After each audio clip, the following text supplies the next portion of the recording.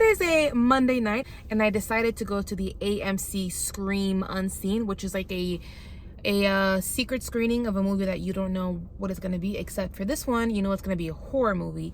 And I was hoping it was going to be Together, but alas, it was the new Pete Davidson movie called The Home.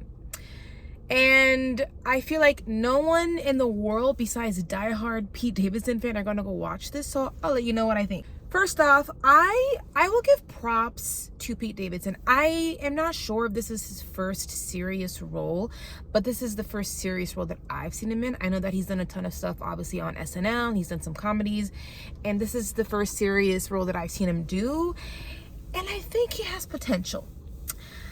Make no mistake, I did not like this movie. I thought this movie was not good, but there are certain instances within his eyes. There's a certain vulnerability there that I feel like with the right direction and the right script, there's potential there for Pete Davidson to be able to take on more dramatic roles. I also appreciated the concept of this, which I will not go into detail because I want to keep it spoiler free in case you are interested in watching this. But let's just say that Pete Davidson plays the oldest foster care child in the world, an adult child. He gets into some trouble, and then his foster parents send him away to go work at an old folks home. And the old folks home starts to get a little creepy. Things starts to happen. And you could say it is more of like a clash of different generations, to put it simply. You hear phrases like youth is wasted on the young.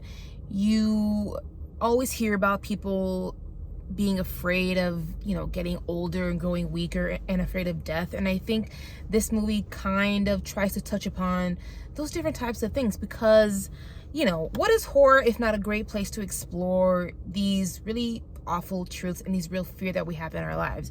So I did like the attempt at the concept of this for this movie, and that's where the good stops, because oh my god, the pacing of this was awful. I checked and Google says this movie is 1 hour and 37 minutes. I could have sworn it was 2 hours long. Okay, while when I reach the end of this, like I said, I appreciate the themes that it covers.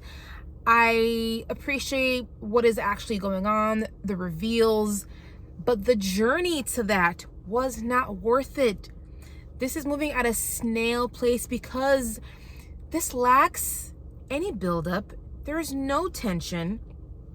And because of that, this movie relies way too heavily on the score.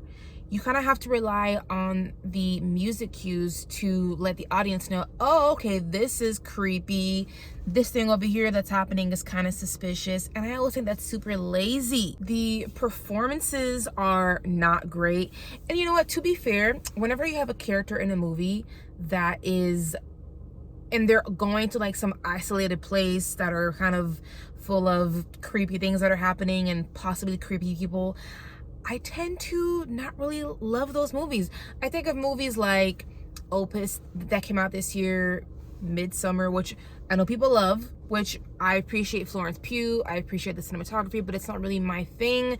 So movies of that nature just don't really do it for me, and you can kind of put this in the same category. And then whenever it feels like a movie is stepping into this kind of really weird, dreamlike Twilight Zone tone, it's hit or miss. There are instances where I feel like that has worked for me sometimes. Like I could think of movies like Get Out or Blink Twice, which came out last year. Those worked for me. Yeah, I mean, all in all, this is going to be a very short review. I don't have much to say other than the pacing of this was the biggest killer of this. And it probably would have worked a lot better as a short film. Maybe like 10, 15, 20 minutes tops. Because while you have an interesting concept, I cannot recommend this movie. I would not rewatch this movie. After I leave this parking lot tonight, I will not think about this movie again. So, it was a great acting exercise for Pete Davidson, I'm sure, and for everybody else involved, but this was a no. I'm gonna have to give The Home a 1.5 out of 5 stars. Thanks so much for joining me in my review. Let me know if you're gonna go watch The Home. If you end up watching The Home somehow, some way in theaters or later on in streaming, please let me know in the comments what you thought of the movie. You can tell me about the acting, the concept, the music. I can't wait to hear your thoughts about this. I will catch you guys very soon with the next review. Please go ahead, hit subscribe, hit the like button, and I'll catch you guys next time.